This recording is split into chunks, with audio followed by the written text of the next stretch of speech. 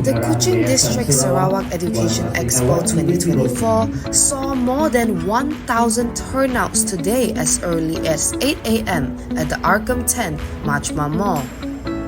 Satok assemblyman Datuk Ibrahim Baki arrived at the expo around 9 a.m. just before the online opening ceremony conducted by Premier Datuk Patinggi Tan Sri Abang Johari to Openg via live stream.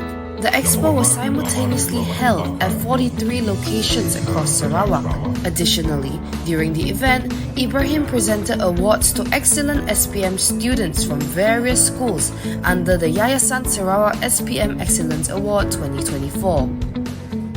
The expo featured 8 different higher institution booths: Yayasan Sarawak, Kolej Laila Taib, Sarawak Skills, ICATS University College, Swinburne University of Technology Sarawak, Curtin University Sarawak, University of Technology Sarawak, and Centre for Technology Excellence Sarawak.